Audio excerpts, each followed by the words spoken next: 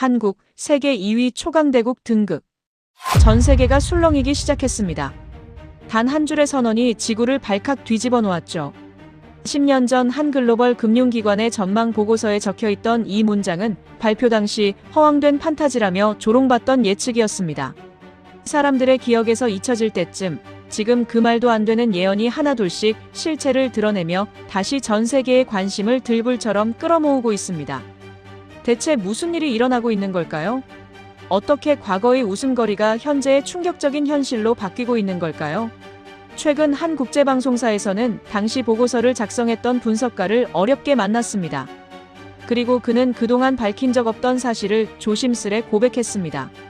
끝끝내 그가 숨기려 했던 진짜 이유, 세계를 떠들썩하게 만든 그 배경. 이제 그 충격적인 진실을 공개합니다. 잠깐 구독과 좋아요, 대한민국 만세 댓글을 달아 한국을 응원해주세요. 2025년 11월 26일 오후 3시 인천국제공항 입국장. 48시간 동안 비행기를 갈아타고 또 갈아타며 런던에서 출발한 저는 마침내 한국 땅을 밟았습니다. 68살의 나이에도 여전히 현장을 찾아다니는 국제경제 전문 기자로서 이번이 37번째 해외 취재였습니다. 솔직히 말하면 이번 한국 취재는 제가 원해서 온 건 아니었어요. 런던 본사에서 아시아 반도체 시장 동향 좀 다녀오게라는 짧은 지시가 떨어졌고 저는 마지못해 짐을 쌌습니다. 한국이라는 나라에 대해 제가 가진 이미지는 그저 그랬습니다. 삼성과 LG 정도는 알고 있었고 K-팝이 유행한다는 것도 들었지만 솔직히 큰 기대는 없었어요. 입국 심사대 앞에 섰을 때 저는 시계를 봤습니다. 보통 이런 대형 공항에서는 30분은 좋게 걸리는 입국 절차였으니까요. 그런데 심사관이 제 여권을 받아들고 스캔하더니 고개를 끄덕였습니다. 질문도 없었고 서류 요구도 없었어요. 환영합니다라는 한마디와 함께 도장이 찍혔고 시계를 다시 보니 20초가 지나 있었습니다. 저는 어리둥절했어요. 뭔가 빠뜨린 게 있나 싶어 뒤를 돌아봤지만 다른 승객들도 똑같이 빠르게 통과하고 있었습니다. 수화물을 찾는데도 5분이 채 걸리지 않았어요. 컨베이어 벨트가 이미 돌고 있었고 제 케이스는 정확히 제가 도착한 순간에 나왔습니다. 이상했습니다. 너무 매끄러웠어요. 마치 누군가 모든 걸 미리 계산해 둔 것처럼요.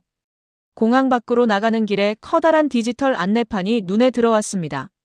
환율, 날씨, 대중교통 시간표가 실시간으로 업데이트되고 있었어요. 저는 공항철도 탑승권을 사려고 무인 발매기 앞에 섰습니다. 영어 버튼을 누르자 화면이 바뀌었고 신용카드를 꽂자 3초 만에 티켓이 나왔습니다. 이 모든 과정이 1분도 채 안 걸렸어요. 지하로 내려가는 에스컬레이터에서 저는 주변을 둘러봤습니다. 깨끗했어요. 바닥에 쓰레기 하나 없었고 안내 표지판들은 한글, 영어, 중국어, 일본어로 명확하게 쓰여 있었습니다. 그런데 이상하게도 저는 편안함보다 불편함을 느꼈어요. 너무 완벽해서 오히려 어색했달까요? 마치 제가 준비되지 않은 무대에 올라선 것 같은 기분이었습니다. 플랫폼에서 기차를 기다리는 동안 옆에 선 중년 남성이 전화통화를 하고 있었습니다. 응, 지금 공항이야. 30분 후면 서울역 도착할 것 같은데. 그의 목소리는 담담했어요. 당연한 일상을 말하는 투였습니다. 저는 속으로 생각했죠. 공항에서 도심까지 30분? 런던 히드로 공항에서 시내까지는 1시간도 넘게 걸리는데 말이죠. 열차가 도착했습니다. 문이 열리자 사람들이 질서정연하게 탑승했어요. 밀치거나 서두르는 사람이 없었습니다. 저는 창가 자리에 앉았고 열차는 정확히 정각에 출발했습니다. 창밖으로 인천의 풍경이 지나갔어요. 높은 건물들, 넓은 도로, 그리고 멀리 보이는 공단 지역. 모든 게 정돈되어 있었습니다. 계획된 듯한 풍경이었죠. 하지만 저는 여전히 회의적이었어요. 겉모습이 깔끔하다고 해서 그 나라가 진짜 강한 건 아니니까요. 제가 지난 40년 동안 취재하면서 배운 건 바로 그거였습니다. 화려한 외관 뒤에 숨은 진실을 찾는 것이 제 일이었고 저는 이번에도 그럴 거라고 확신했어요. 열차 안좌석은 쾌적했습니다. 에어컨이 적절하게 작동했고 와이파이도 무료로 제공됐어요. 제 스마트폰에는 자동으로 네트워크가 연결됐고 속도도 빨랐습니다. 저는 가방에서 노트북을 꺼내 이메일을 확인했어요. 본사에서 온 메시지가 있었습니다. 현지 상황 파악 후 보고 바람. 짧고 무미건조한 지시였죠. 저는 창밖을 보며 생각했습니다. 대체 여기서 뭘 취재하라는 건지.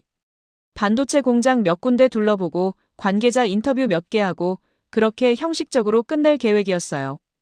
어차피 한국은 제가 아는 범주 안에 있는 나라였으니까요. 그때 옆 좌석에 앉은 두 젊은이의 대화가 들렸습니다. 20대 후반쯤 되어 보이는 남자 둘이었어요. 형, HBM 수율이 또 올랐대요. 진짜? 몇 퍼센트? 90% 넘었다던데요. 저는 귀를 기울였습니다. HBM. 고대 역폭 메모리. 인공지능 칩에 들어가는 핵심 부품이었죠. 그들은 계속 이야기했어요. 엔비디아가 우리 거 아니면 못 쓴다면서요? 당연하죠. SK도 삼성도 다 잘 만드는데. 저는 미간을 찌푸렸습니다. 젊은이들이 아무렇지 않게 세계 최고 수준의 기술 이야기를 하고 있었어요. 마치 동네 빵집 이야기하듯이요. 런던 지하철에서 이런 대화를 들어본 적이 있었나요? 없었습니다. 저는 노트북 화면으로 시선을 돌렸어요. 우연일 거라고 생각했습니다. 몇몇 젊은 엔지니어들이 자기 분야에 자부심을 갖는 건 어느 나라나 마찬가지니까요. 하지만 마음 한편이 묘하게 걸렸어요. 뭔가 제가 놓치고 있는 게 있는 건 아닐까. 열차는 계속 달렸습니다. 창밖으로 김포공항이 보였고 곧 서울의 고층 빌딩들이 나타나기 시작했어요. 햇빛이 유리창에 반사되면서 제 얼굴이 희미하게 비쳤습니다. 주름진 이마, 희끗희끗한 머리카락. 저는 늙었어요. 인정하고 싶지 않았지만 사실이었습니다. 그리고 늙은 기자는 종종 고집스러워집니다. 제가 아는 세계, 제가 이해하는 방식을 고수하려고 하죠. 저는 그걸 알고 있었어요. 하지만 바꾸기는 쉽지 않았습니다. 서울역에 도착했습니다. 사람들이 우르르 내렸지만 혼잡하지 않았어요. 모두가 자기 방향을 알고 있는 것처럼 움직였습니다. 저는 캐리어를 끌고 에스컬레이터를 올라갔어요. 역 건물 안은 넓고 밝았습니다. 천장이 높았고 자연광이 들어왔어요. 안내 데스크에서 직원이 미소를 지으며 관광객들을 안내하고 있었습니다. 저는 택시를 타고 호텔로 향했어요. 기사님은 60대 초반쯤 되어 보였습니다. 어디서 오셨어요? 그가 물었어요. 영국에서 왔습니다. 아, 영국. 좋은 나라죠. 처음 오셨어요? 네, 처음입니다. 한국 어때요? 저는 잠시 망설였습니다. 뭐라고 대답해야 할까요? 깨끗하네요 라고 말했어요. 기사님이 웃었습니다. 그것밖에 안 보이셨구만요. 더 있어 보세요. 우리나라 괜찮습니다. 저는 창밖을 봤어요. 거리는 복잡했지만 무질서하지 않았습니다. 신호등이 바뀌면 차들이 일제히 멈췄고 보행자들이 건넜어요. 고층 빌딩들 사이로 오래된 건물들도 보였습니다. 새 것과 옛 것이 뒤섞인 풍경이었죠. 호텔에 도착했을 때는 오후 4시가 넘어 있었어요. 체크인을 마치고 방에 들어가자 피곤이 몰려왔습니다. 저는 침대에 누워 천장을 바라봤어요. 오늘 하루 동안 본 것들이 머릿속을 스쳤습니다. 너무 매끄러운 공항, 정확한 열차, 기술 이야기를 나누는 젊은이들. 그리고 택시 기사님의 말. 더 있어 보세요. 저는 눈을 감았습니다. 내일부터 본격적인 취재가 시작될 거였어요. 반도체 공장 방문, 전문가 인터뷰, 자료 수집. 계획은 이미 짜여 있었습니다. 하지만 이상하게도 마음 한구석이 불편했어요. 마치 제가 이미 결론을 내려놓고 취재를 시작하려는 것 같았거든요. 저는 20년 전 후배 경제학자 로라가 했던 말을 떠올렸습니다. 마이클, 한국은 숫자로 보면 보입니다. 당시 저는 그녀의 말을 대수롭지 않게 여겼어요. 숫자가 뭐 그리 중요하냐고 생각했죠. 하지만 지금 이 순간 그 말이 자꾸 떠올랐습니다. 저는 가방에서 2014년 경제보고서를 꺼냈어요. 로라가 쓴 보고서였습니다. 표지에 제목이 적혀 있었죠. 구조적 강국으로서의 한국. 저는 페이지를 넘겼습니다. 숫자들이 빼곡했어요. GDP 성장률, 수출액, 기술 특허 수. 모두 상승 곡선을 그리고 있었습니다. 그녀는 결론 부분에 이렇게 썼어요. 한국은 자원이 아닌 사람으로 성장한 나라다. 그리고 그 성장은 아직 끝나지 않았다. 저는 보고서를 덮었습니다.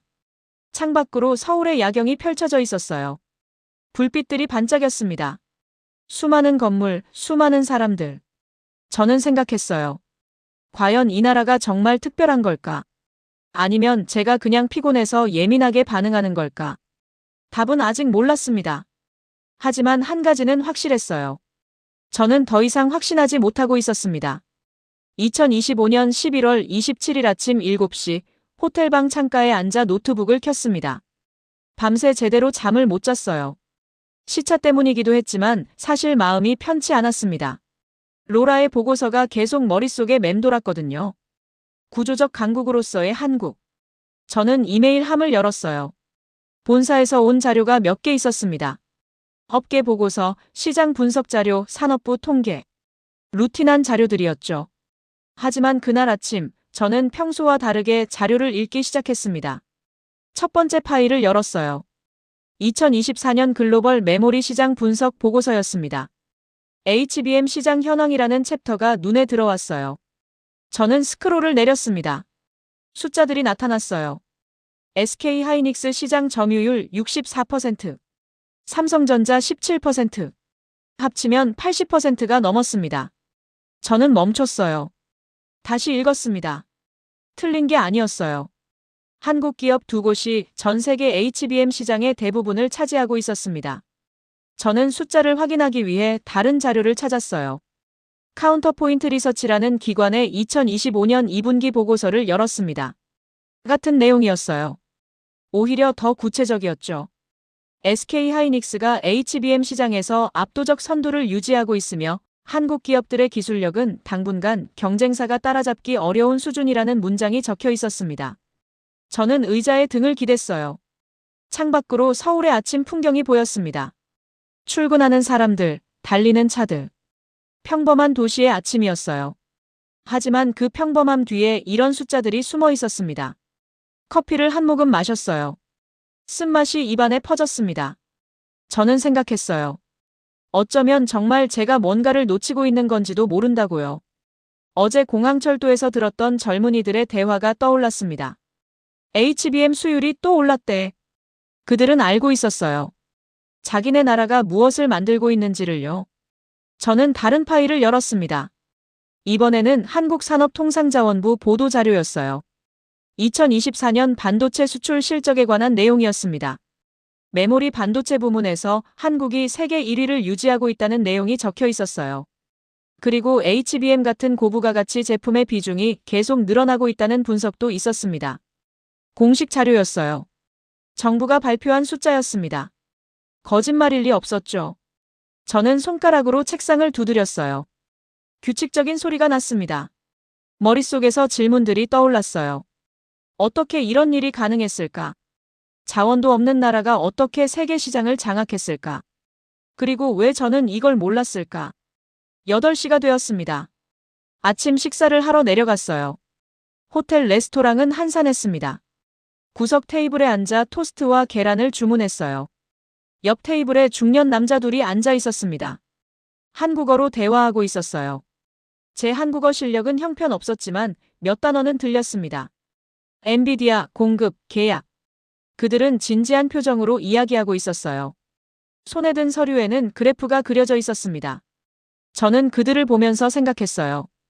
이 나라 사람들은 자기네가 만드는 것의 가치를 알고 있구나. 식사를 마치고 방으로 돌아왔습니다. 노트북 화면은 여전히 켜져 있었어요. 숫자들이 저를 바라보고 있었습니다. 저는 결심했어요. 오늘 취재를 시작하기 전에 이 숫자들의 의미를 제대로 파악해야겠다고요. 추가 자료를 찾기 시작했습니다. 한국수출입은행의 분석 보고서를 열었어요. HBM 시장은 2022년 27억 달러에서 2029년 377억 달러로 성장할 전망이라는 문장이 눈에 들어왔습니다. 연평균 46% 성장. 엄청난 숫자였어요. 그리고 그 시장의 대부분을 한국 기업들이 차지하고 있었습니다. 저는 의자에서 일어나 창가로 걸어갔어요. 손을 유리창에 댔습니다. 차가웠어요. 멀리 남산타워가 보였습니다. 아침 햇살을 받아 반짝이고 있었어요. 이 도시 어딘가에서 그 HBM이 만들어지고 있었습니다. 제가 모르는 공장에서 제가 만나지 못한 사람들의 손으로요. 전화벨이 울렸습니다. 현지 코디네이터였어요. 오늘 일정을 확인하는 전화였습니다. 오전 11시에 수원 반도체 연구소 방문 예정이십니다. 담당자분께서 기다리고 계십니다. 저는 대답했어요. 알겠습니다. 준비하겠습니다. 전화를 끊고 옷을 갈아입었습니다. 거울을 봤어요. 피곤한 얼굴이 보였습니다. 하지만 눈빛은 어제와 달랐어요. 뭔가 달라져 있었습니다. 호기심이었을까요? 아니면 경계심이었을까요? 둘 다였던 것 같아요. 가방을 챙기면서 다시 한번 자료를 확인했습니다. 프린트해둔 보고서를 집어넣었어요. 숫자들이 적힌 종이였습니다. 객관적인 사실이었죠. 부정할 수 없는 현실이었습니다. 로비로 내려갔습니다. 코디네이터가 기다리고 있었어요. 30대 중반쯤 되어 보이는 여성이었습니다. 안녕하세요, 레너드 기자님. 준비되셨습니까? 네, 가죠. 차에 올랐습니다. 수원으로 가는 길이었어요. 창밖으로 서울의 거리가 지나갔습니다. 높은 건물들, 깨끗한 도로, 질서정연한 교통 흐름. 어제 봤던 풍경이었지만 오늘은 다르게 보였어요. 그 아래 무엇이 있는지 궁금해졌습니다. 고속도로에 들어섰어요. 차들이 빠르게 달렸습니다. 저는 가방에서 보고서를 꺼냈어요. 다시 읽기 시작했습니다. SK 하이닉스는 2013년에 HBM을 처음 개발했다는 내용이 있었어요. 12년 전 일이었습니다. 그때 저는 뭘 하고 있었을까요? 아마 다른 나라, 다른 기술을 취재하고 있었겠죠. 그 사이 한국은 조용히 이 기술을 키워왔습니다. 코디네이터가 말했어요. 오늘 만나실 분은 박은석 박사님입니다. 반도체 연구 35년차 베테랑이십니다. 나이가 어떻게 되시나요? 61살이십니다. 이 분야에서는 전설 같은 분이세요. 저는 고개를 끄덕였어요. 61살. 저보다 7살 어렸습니다. 35년을 한 분야에 매달렸다는 게 어떤 의미인지 알 것 같았어요. 그건 단순한 직업이 아니었습니다. 인생이었죠. 차창 밖으로 공단 지역이 보이기 시작했어요. 큰 건물들이 줄지어 서 있었습니다. 굴뚝에서 하얀 연기가 올라갔어요. 저는 그 연기를 보면서 생각했습니다. 저 안에서 무슨 일이 벌어지고 있을까? 어떤 사람들이 어떤 마음으로 일하고 있을까? 수원에 도착했습니다. 연구소 건물은 생각보다 검소했어요. 화려하지 않았습니다. 하지만 견고해 보였어요. 로비에서 신분증을 확인하고 방문증을 받았습니다. 보안이 철저했어요. 엘리베이터를 타고 5층으로 올라갔습니다. 복도는 조용했어요. 간간히 실험실 문 너머로 기계 소리가 들렸습니다. 회의실 문이 열렸습니다. 안에 한 남자가 서 있었어요. 회색 머리에 검은테 안경을 쓴 사람이었습니다. 그가 손을 내밀었어요. 레너드 기자님, 반갑습니다. 박은석입니다. 저는 그의 손을 잡았습니다. 거칠었어요. 굳은 살이 만져졌습니다. 평생 뭔가를 만져온 손이었죠. 그 순간 저는 깨달았어요. 제가 지금까지 본 건 숫자였습니다. 보고서였고 통계였고 그래프였어요. 하지만 지금 제 앞에 서 있는 건 사람이었습니다. 숫자 뒤에 있는 진짜 이야기였죠. 박은석은 회의실 의자에 앉으며 말했습니다. 멀리서 오셨는데 제가 도움이 될지 모르겠습니다. 그의 목소리는 낮고 차분했어요. 저는 노트를 펼치며 질문을 시작했습니다. 박사님, 한국이 HBM 시장에서 이렇게 높은 점유율을 갖게 된 이유가 뭘까요? 은석은 잠시 생각하더니 대답했어요. 운이 좋았습니다. 저는 펜을 멈췄어요. 운이라니. 세계 시장 80%를 차지하는 게 운이라고요. 그의 표정을 살폈습니다. 진지했어요. 농담이 아니었습니다. 운이요? 제가 되물었어요. 네, 우리가 HBM을 개발할 때만 해도 언제 쓰일지 몰랐습니다.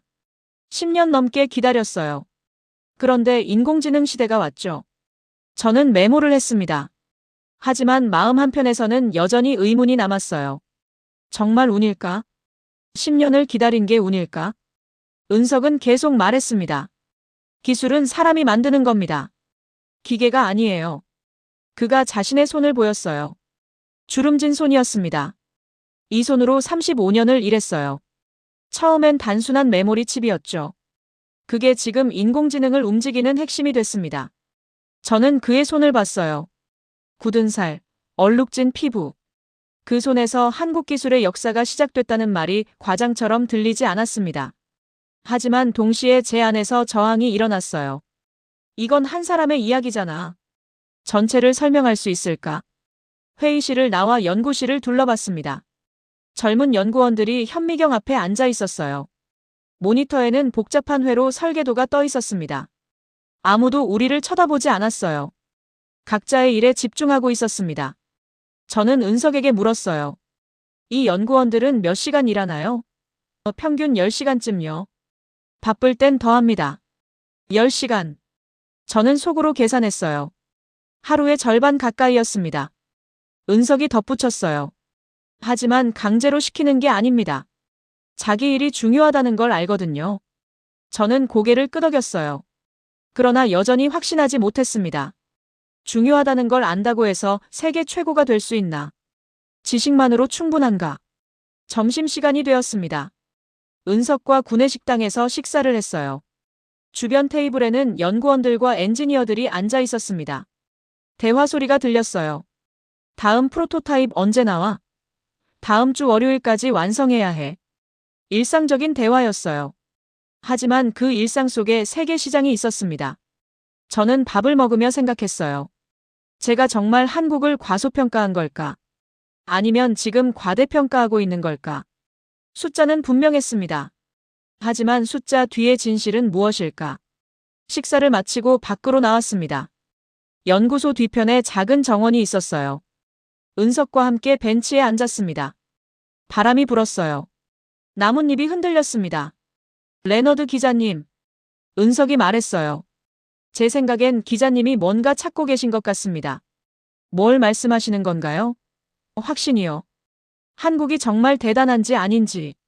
저는 놀랐어요. 그가 제 마음을 읽은 것처럼 느껴졌습니다. 은석은 하늘을 보며 말했어요. 저도 젊었을 때 의심했습니다. 우리가 정말 할 수 있을까? 자원도 없고 시장도 작은데. 하지만 결국 해냈어요. 어떻게요? 포기하지 않았으니까요. 간단한 대답이었습니다. 하지만 무게가 있었어요. 35년의 무게였습니다. 저는 벤치에서 일어났어요. 시계를 봤습니다. 오후 2시였어요. 다음 일정으로 가야 할 시간이었습니다. 은석과 악수를 나눴어요. 오늘 감사했습니다. 도움이 됐으면 좋겠습니다. 연구소를 나오며 저는 뒤를 돌아봤어요. 건물은 여전히 검소하게 서 있었습니다. 화려하지 않았어요. 하지만 그 안에서 세계를 바꾸는 기술이 만들어지고 있었습니다. 차에 올라타며 저는 생각했어요. 제가 아는 세계가 맞나? 제가 평생 취재해온 방식이 맞나? 한국이 정말 제가 생각했던 그 나라가 맞나? 답은 아직 몰랐습니다. 하지만 확신은 점점 흔들리고 있었어요. 2025년 11월 28일 새벽 5시 울산행 기차에 몸을 실었습니다. 어둠 속에서 기차가 출발했어요. 창밖으로 서울의 불빛들이 멀어졌습니다. 저는 커피를 마시며 어제 만난 은석을 떠올렸어요. 그의 손, 그 굳은 살. 35년의 무게. 그게 정말 한국 기술의 전부일까? 아니면 제가 감상적으로 받아들인 걸까? 기차는 2시간을 달렸습니다. 해가 떠올랐어요. 창밖으로 공장들이 보이기 시작했습니다. 굴뚝, 크레인, 거대한 건물들. 산업지대였어요. 울산역에 도착했습니다. 역 밖으로 나오자 바람이 불었어요. 차가웠습니다. 바다 냄새가 났어요. 코디네이터가 차로 데리러 왔습니다. 조선소까지 20분 정도 걸립니다. 차는 해안도로를 달렸어요. 왼쪽으로 바다가 펼쳐졌습니다. 오른쪽으로는 거대한 조선소가 보였어요. 크레인들이 하늘을 찔렀습니다. 엄청난 크기였어요. 게이트를 통과해 조선소 안으로 들어갔습니다. 안전모를 받았었어요. 노란색이었습니다. 저는 주변을 둘러봤습니다. 사람들이 움직이고 있었어요. 용접 불꽃이 튀었습니다. 쇳소리가 울렸어요. 살아있는 공장이었습니다. 안내를 맡은 사람이 다가왔어요. 50대 후반쯤 되어 보이는 남자였습니다. 레너드 기자님이시죠? 정민호입니다. 생산본부장입니다. 그의 악수는 힘이 있었어요. 저는 그를 따라 걸었습니다. 발밑으로 철판이 깔려 있었어요. 곳곳에 용접 흔적이 보였습니다. 민호가 멈춰 섰어요. 앞에 거대한 선체가 있었습니다. 높이가 10층 건물만 했어요. 이게 LNG 운반선입니다. 지금 마지막 작업 중이에요. 저는 올려다봤습니다. 압도적이었어요. 이런 걸 사람이 만드는구나. 민호가 말했습니다. 여기서 일하는 사람이 3,000명쯤 됩니다. 직접 고용과 협력업체 포함해서요. 3,000명. 저는 주변을 봤어요. 작업자들이 여기저기 흩어져 있었습니다. 용접을 하는 사람, 설계도를 보는 사람, 자재를 나르는 사람. 각자의 자리에서 일하고 있었어요. 중국 조선소도 많잖습니까? 한국이 경쟁력을 유지하는 비결이 뭔가요? 제가 물었습니다. 민호는 잠시 생각하더니 대답했어요. 사람입니다. 기계가 아니라요. 또 같은 대답이었어요. 은석도 그렇게 말했었습니다. 저는 조금 짜증이 났어요. 너무 단순한 대답 아닌가. 민호가 제 표정을 읽은 듯 말했습니다. 직접 보여드리죠. 그는 저를 용접 작업장으로 데려갔어요. 한 작업자가 무릎을 꿇고 작업하고 있었습니다. 불꽃이 튀었어요. 화려했지만 위험해 보였습니다. 민호가 그에게 신호를 보냈어요. 작업자가 용접을 멈추고 일어섰습니다. 마스크를 벗었어요. 50대 초반쯤 되어 보이는 남자였습니다. 이 친구가 이 분야 28년 차입니다. 민호가 말했어요. 작업자가 고개를 숙여 인사했습니다. 저는 그의 손을 봤어요. 검게 그을렸고 굳은 살이 두꺼웠습니다. 중국 조선소가 따라오려면 한참 걸릴 겁니다. 민호가 말했어요. 왜요? 기계는 살 수 있습니다. 설계도도 구할 수 있어요. 하지만 이 친구처럼 28년 동안 한 가지 일만 한 사람의 손은 못 삽니다. 저는 그 말에 멈췄습니다. 28년. 그게 뭘 의미하는지 알 것 같았어요. 단순히 경력이 아니었습니다. 몸에 새겨진 기술이었죠. 작업자는 다시 용접을 시작했어요. 불꽃이 일정한 리듬으로 튀었습니다. 기계적이지 않았어요. 살아있는 움직임이었습니다. 민호와 함께 더 안쪽으로 들어갔어요. 설계실이 있었습니다. 젊은 엔지니어들이 컴퓨터 앞에 앉아 있었어요. 화면에는 3차원 설계도가 떠 있었습니다. 저 친구들이 설계하면 현장에서 만듭니다. 설계와 제작이 긴밀하게 연결돼 있어요. 민호가 설명했습니다. 그게 왜 중요한가요? 설계대로 안 될 때가 있거든요. 그럼 현장에서 즉시 수정합니다. 이게 빨라요. 중국은 설계와 제작이 분리돼 있어서 시간이 오래 걸립니다. 저는 메모했어요. 하지만 여전히 의문이 남았습니다. 이게 정말 결정적 차이일까? 점심시간이 되었습니다. 구내식당에서 민호와 식사를 했어요. 주변 테이블에는 작업자들이 앉아 있었습니다. 대화 소리가 들렸어요. 오후에 용접 마무리해야 해. 내일 검수 들어온대. 일상적인 대화였습니다. 하지만 그 일상이 세계 시장을 움직이고 있었어요. 민호가 말했습니다. 레너드 기자님, 솔직히 말씀드릴게요. 우리도 어려웠습니다. 언제요? 10년 전쯤요. 중국이 저가로 밀어붙일 때 주문이 줄었어요. 저는 포크를 놓았어요. 그의 얼굴을 봤습니다. 진지했어요. 그럼 어떻게 버텼습니까? 포기하지 않았으니까요. 기술을 더 키웠습니다. 품질을 높였어요. 그랬더니 선주들이 돌아왔습니다. 또 그 말이었어요. 포기하지 않음. 은석도 같은 말을 했었습니다. 저는 생각했어요. 이게 이 나라 사람들의 공통점인가? 식사를 마치고 밖으로 나왔습니다. 바람이 세게 불었어요. 바다에서 불어오는 바람이었습니다. 민호가 하늘을 보며 말했어요. 이 바람 속에서 30년을 일했습니다. 처음엔 말단 작업자였어요. 지금은 책임자가 됐죠. 후회는 없으십니까? 네, 없습니다.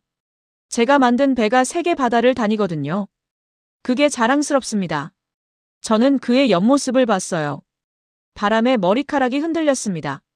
주름진 얼굴이었지만 눈빛은 흔들리지 않았어요. 그 순간 저는 깨달았습니다. 한국의 기술은 기계에서 나오지 않았어요. 사람에게서 나왔습니다. 그리고 그 사람들은 세대를 이어 기술을 전했어요. 은석의 손에서 젊은 연구원에게로, 민호의 현장 경험에서 젊은 엔지니어에게로. 이게 한국이 가진 진짜 힘이었습니다. 조선소를 나오며 저는 뒤를 돌아봤어요. 크레인들이 여전히 우뚝 서 있었습니다. 그 아래서 사람들이 움직이고 있었어요. 조용하고 묵묵하게요. 저는 제 오만함을 인정해야 했습니다. 숫자만 보고 판단했던 저 자신을요. 2025년 11월 29일 저녁 8시 서울 호텔로 돌아왔습니다. 피곤했어요. 울산에서 본 것들이 머릿속을 맴돌았습니다. 용접공의 손, 민호의 눈빛. 저는 침대에 앉아 노트북을 켰어요. 이메일을 확인했습니다. 본사에서 온 메시지가 있었어요. 한국 취재 어떻게 진행되고 있나? 빠른 보고 바람. 저는 한숨을 쉬었습니다. 뭐라고 보고해야 할까? 제가 틀렸다고 말해야 할까? 메일을 닫고 다른 자료를 찾기 시작했어요. 방위산업 관련 보고서를 검색했습니다. 화면에 여러 기사가 떠올랐어요. 그중 하나를 클릭했습니다. 한국무역협회 자료였어요. 제목이 눈에 들어왔습니다. 2024년 방산 수출 110억 달러 돌파. 저는 멈췄어요. 110억 달러. 지난해가 70억 달러였다고 들었습니다. 1년 만에 50% 가까이 늘었다는 얘기였어요. 자료를 계속 읽었습니다. 폴란드에 전차와 자주포를 수출했다는 내용이 있었어요. 사우디아라비아에 천국 미사일 시스템을 팔았다는 기록도 보였습니다. 저는 의자에 등을 기댔어요. 방산. 제가 평생 취재해온 분야였습니다. 누가 강하고 누가 약한지 알고 있다고 생각했어요. 미국, 러시아, 프랑스, 독일. 그게 전부였죠. 한국은 그 목록에 없었습니다. 하지만 지금 제 눈앞에 있는 숫자는 달랐어요. 한국이 세계 방산 시장에서 10위권 안에 들어가 있었습니다. 게다가 빠르게 순위를 올리고 있었어요. 저는 다른 자료를 열었습니다. 스톡홀름 국제평화연구소 보고서였어요. 권위 있는 기관이었습니다. 거기에도 같은 내용이 적혀 있었어요. 한국 방산 기업 내세 수익이 39% 증가했다는 분석이 나와 있었습니다. 저는 손으로 이마를 짚었어요. 어떻게 이런 일이 가능했을까?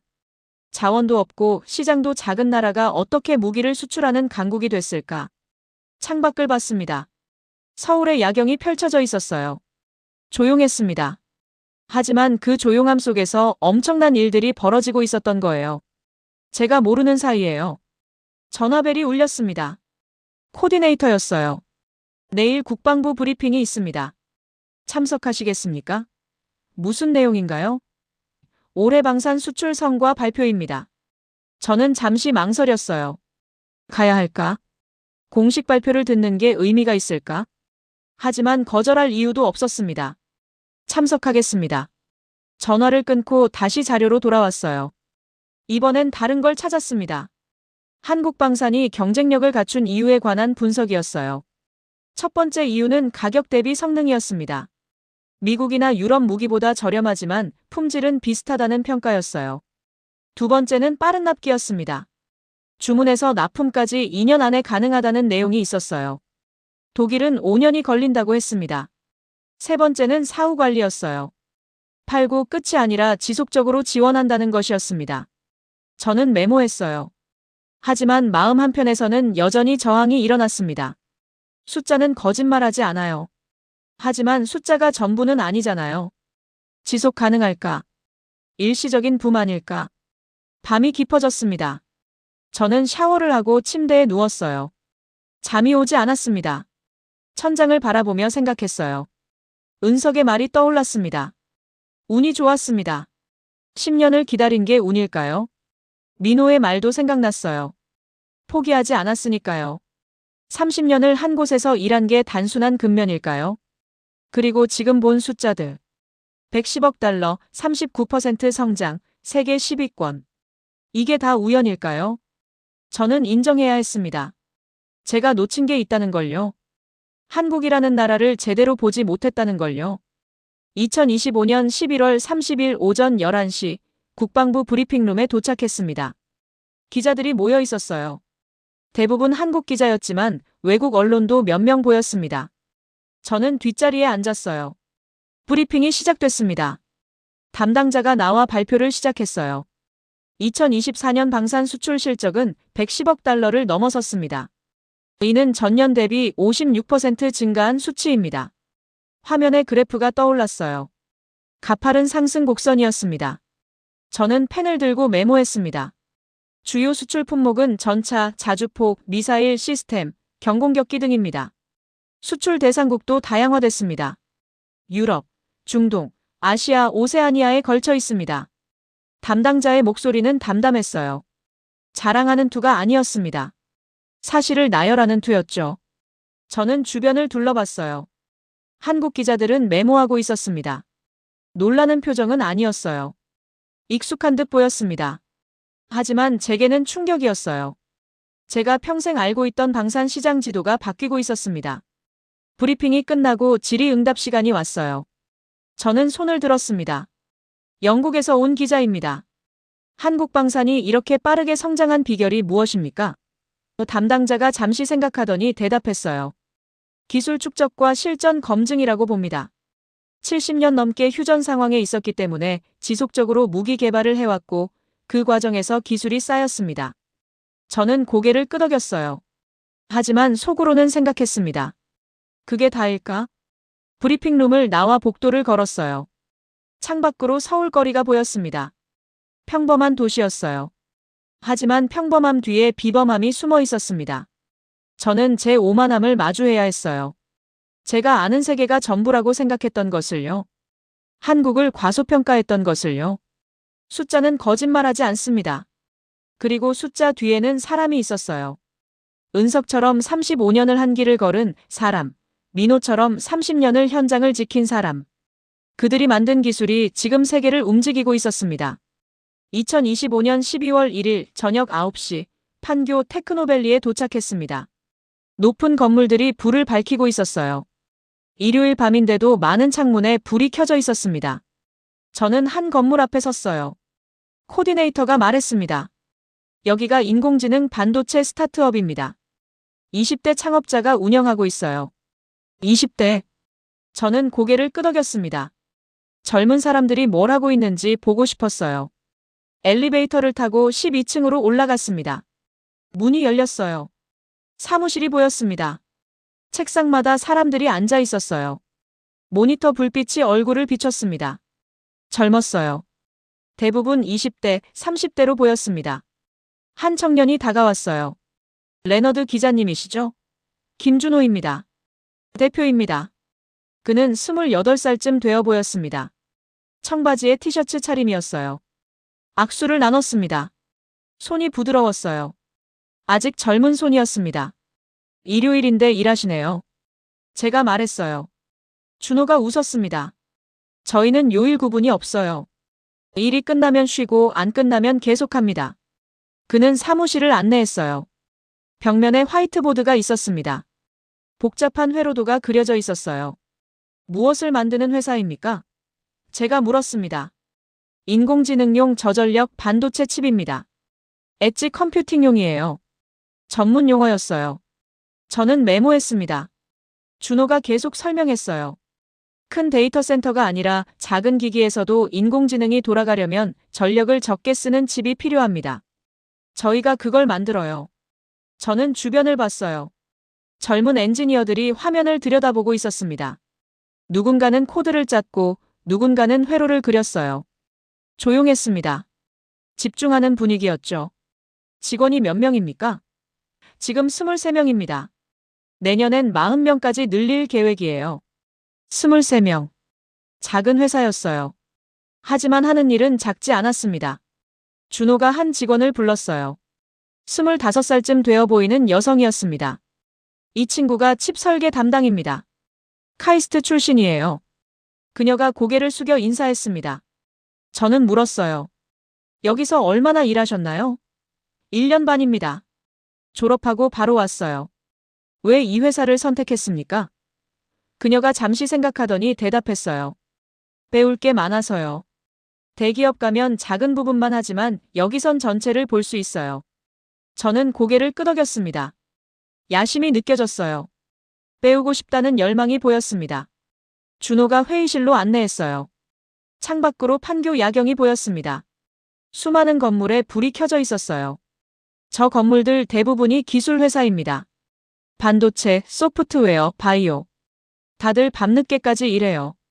준호가 말했습니다. 저는 창밖을 봤어요. 일요일 밤 9시인데 저렇게 많은 사람이 일하고 있다는 게 놀라웠습니다. 힘들지 않습니까? 제가 물었어요. 준호가 고개를 저었습니다. 힘들죠. 하지만 선택의 여지가 없어요. 무슨 뜻입니까? 우리는 자원이 없어요. 석유도 없고 땅도 좁고 인구도 적어요. 그래서 더 노력할 수밖에 없습니다. 부모님 세대가 그렇게 했고 저희도 그래야 해요. 저는 펜을 놓았습니다. 그 말이 가슴에 박혔어요. 부모님 세대가 다져준 길을 잇는 거죠. 준호가 덧붙였습니다. 저는 그의 얼굴을 봤어요. 진지했습니다.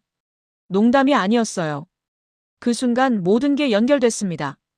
은석의 손에서 젊은 연구원에게로, 민호의 경험에서 젊은 엔지니어에게로, 그리고 지금 이 청년에게로. 기술이 세대를 타고 흘렀어요. 멈추지 않고 쌓이고 진화했습니다. 제가 본 숫자들이 떠올랐어요. HBM 시장 80%, 방산 수출 110억 달러. 그게 우연이 아니었습니다. 운도 아니었어요. 50년 넘게 이어진 노력의 결과였습니다. 저는 제 오만함의 뿌리를 깨달았어요. 저는 한국을 작은 나라로 봤습니다. 자원 없는 나라, 시장 좁은 나라. 하지만 틀렸어요. 한국의 자원은 사람이었습니다. 그리고 그 사람들은 멈추지 않았어요. 준호가 말했습니다. 레너드 기자님, 솔직히 말씀드릴게요. 외국 사람들은 한국을 잘 몰라요. 어떤 면에서요? 우리가 얼마나 절박하게 일하는지요. 우리에겐 실패가 허락되지 않아요. 그래서 더 열심히 합니다. 저는 아무 말도 하지 못했어요. 그가 옳았기 때문입니다. 회의실을 나와 다시 사무실을 지나갔습니다. 젊은이들이 여전히 화면을 보고 있었어요. 키보드 소리만 들렸습니다. 저는 그들을 보며 생각했어요. 이들이 10년 후엔 어디에 있을까? 20년 후엔 무엇을 만들고 있을까? 그리고 그때 세계는 또 놀라겠죠. 한국이 또 해냈네라고요. 건물을 나와 주차장에 섰습니다. 찬 바람이 불었어요. 저는 하늘을 올려다봤습니다. 별이 보이지 않았어요. 도시 불빛이 너무 밝았습니다. 코디네이터가 물었어요. 호텔로 가시겠습니까? 잠시만요. 저는 그 자리에 서서 판교를 바라봤습니다. 수많은 건물, 수많은 창문, 수많은 불빛. 그 안에서 수많은 사람이 일하고 있었어요. 꿈을 만들고 기술을 쌓고 미래를 준비하고 있었습니다. 저는 인정해야 했어요. 완전히, 철저히. 제가 틀렸다는 것을요. 한국은 제가 생각했던 나라가 아니었습니다. 작지 않았어요. 약하지도 않았습니다. 조용히, 그러나 확실하게 세계를 바꾸고 있었어요. 차에 올랐습니다. 서울로 향하는 길이었어요. 창밖으로 고속도로가 지나갔습니다. 불빛들이 흘러갔어요. 저는 생각했습니다. 내일 본사에 뭐라고 보고할까? 제가 본 것을 어떻게 설명할까? 숫자만 보내면 될까? 아니면 사람 이야기를 해야 할까? 은석의 35년, 민호의 30년, 준호의 절박함. 그게 한국의 진짜 이야기였습니다. 호텔에 도착했어요. 방에 들어가 노트북을 켰습니다. 빈 문서를 열었어요. 커서가 깜빡였습니다. 저는 타이핑을 시작했습니다. 나는 틀렸다. 첫 문장이었어요. 68년을 살면서 이렇게 솔직하게 쓴 적이 없었습니다. 하지만 써야 했어요. 진실이었으니까요. 2025년 12월 2일 새벽 3시, 저는 여전히 깨어 있었습니다.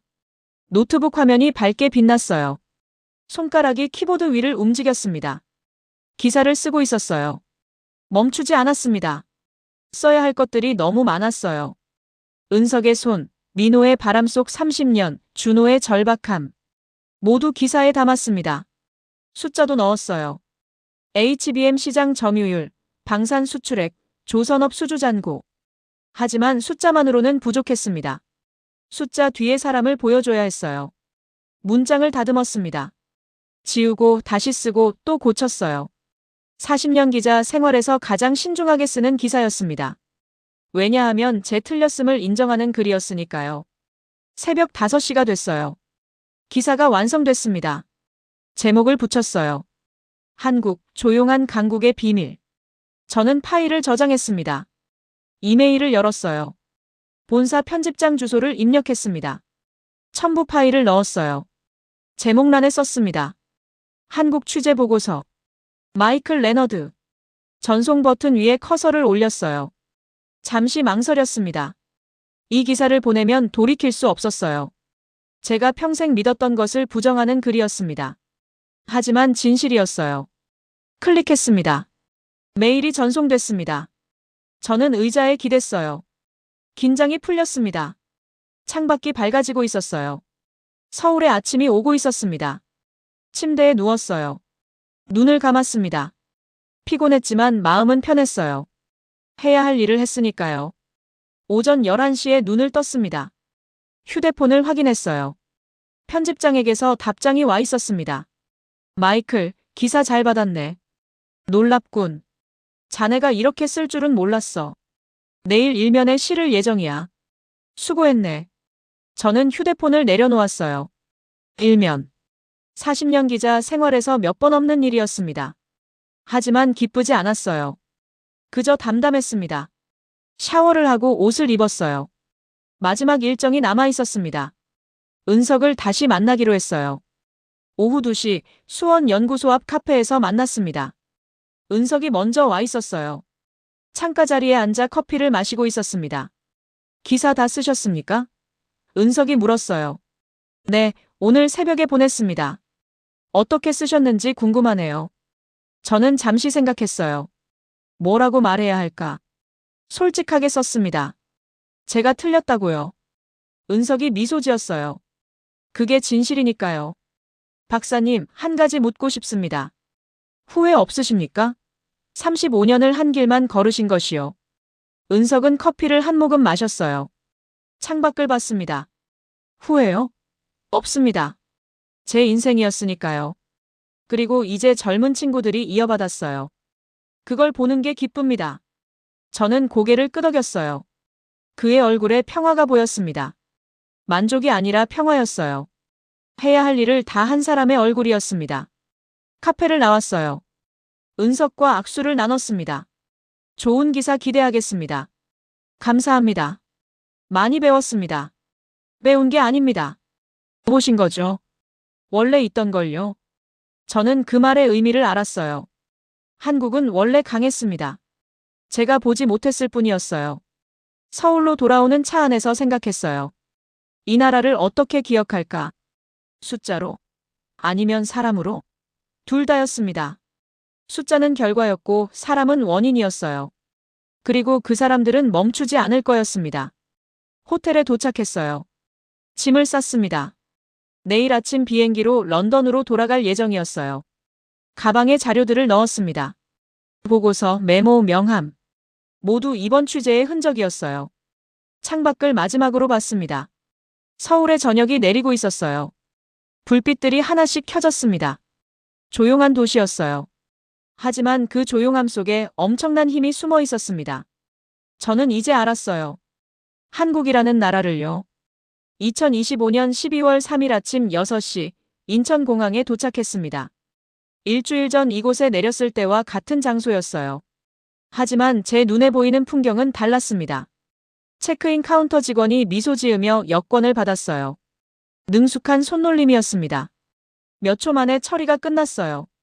저는 그 손을 봤습니다. 전문가의 손이었죠. 은석의 손처럼요. 보안 검색대를 통과했어요. 질서정연했습니다. 사람들이 차례를 지켰어요. 아무도 서두르지 않았습니다. 효율적이면서도 차분했어요. 면세구역으로 들어갔습니다. 깨끗했어요.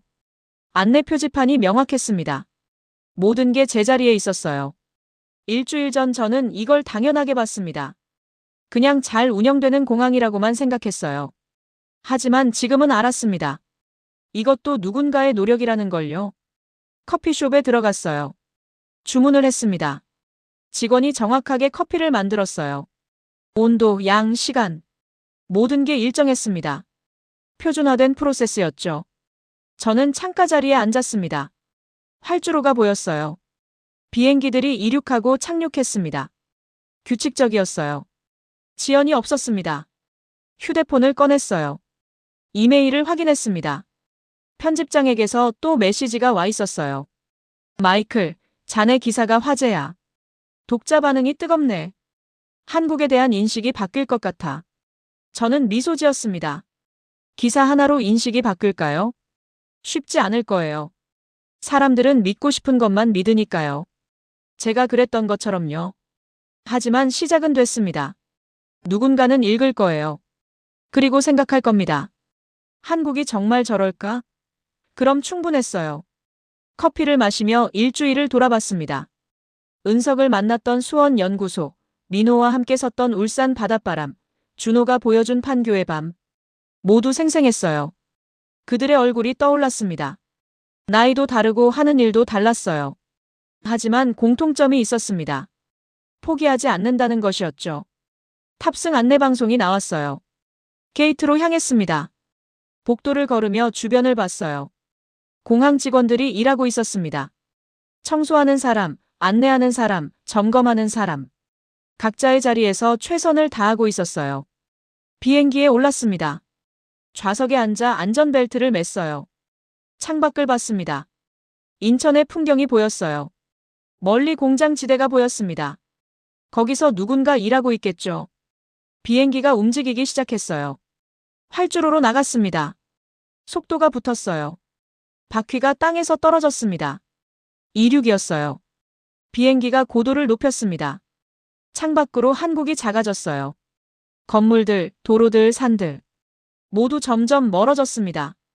저는 생각했어요. 저 아래 얼마나 많은 사람이 살고 있을까? 얼마나 많은 이야기가 있을까? 구름 위로 올라갔습니다. 하늘이 맑았어요. 햇빛이 강했습니다. 저는 눈을 감았어요. 피곤이 몰려왔습니다. 일주일 동안 제대로 자지 못했거든요. 잠이 들었어요. 꿈을 꿨습니다. 은석이 나왔어요. 실험실에서 일하고 있었습니다. 젊은 연구원이 옆에 서 있었어요. 은석이 뭔가를 가르쳤습니다. 연구원이 고개를 끄덕였어요. 그리고 이어받았습니다. 눈을 떴어요. 기내 안내방송이 들렸습니다. 곧 런던 히드로 공항에 도착합니다. 시계를 봤습니다. 12시간이 지났어요. 비행기가 하강하기 시작했습니다. 구름을 뚫고 내려갔어요. 런던이 보였습니다. 회색빛 도시였어요. 익숙한 풍경이었습니다. 착륙했어요. 바퀴가 활주로에 닿았습니다. 비행기가 멈췄어요. 사람들이 일어나 짐을 꺼냈습니다. 저도 일어났어요. 가방을 들었습니다. 무거웠습니다. 일주일치 자료가 들어있었거든요. 공항을 나왔습니다. 런던의 공기가 차가웠어요. 습했습니다. 택시를 탔어요. 집으로 향했습니다. 창밖으로 런던 거리가 지나갔어요. 오래된 건물들, 좁은 도로들. 변하지 않는 도시였습니다. 집에 도착했어요. 문을 열고 들어갔습니다. 조용했어요. 아내가 반겼습니다. 어땠어요? 많이 배웠어요. 기사는 잘 썼고요. 네, 최선을 다했습니다. 저는 가방을 내려놓았어요. 소파에 앉았습니다. 피곤했지만 마음은 가벼웠어요. 창밖을 봤습니다. 런던의 저녁이 내리고 있었어요. 하지만 제 머릿속에는 여전히 서울이 있었습니다. 판교의 불빛, 울산의 바람, 수원의 실험실. 저는 알았어요. 세계가 생각보다 넓다는 걸요. 제가 모르는 곳에서 놀라운 일들이 벌어지고 있다는 걸요. 그리고 앞으로도 그럴 거라는 걸요. 책상으로 갔습니다. 노트북을 켰어요. 새 문서를 열었습니다. 타이핑을 시작했어요. 한국 취재 일지. 2025년 11월 26일부터 12월 3일까지 제 경험을 기록하기 시작했습니다. 숫자가 아니라 사람으로요. 통계가 아니라 이야기로요. 68살의 늙은 기자가 일주일 만에 배운 것들을요. 그리고 마지막 문장을 썼습니다. 나는 한국에서 미래를 봤다. 그것은 화려하지 않았다. 조용했다. 하지만 확실했다. 멈추지 않는 사람들의 힘이었다. 저장을 눌렀습니다. 파일명은 한국, 그리고 배움이었어요. 창밖이 어두워졌습니다. 런던의 밤이었어요. 하지만 지구 반대편에서는 아침이 오고 있을 겁니다. 서울에서, 수원에서, 울산에서, 판교에서 사람들이 일어나 일을 시작할 거예요. 어제처럼, 오늘도, 내일도. 저는 그들을 응원했습니다.